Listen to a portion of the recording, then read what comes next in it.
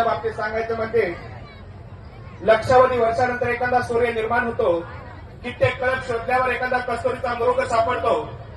हजारे शिंपले उघडल्यावर एखादा मोती दिसतो, त्याचप्रमाणे त्यांचं महाराष्ट्रावर नाव गाजतंय असे आपले इंदोरकर महाराज यांचं या ठिकाणी आगमन झालंय.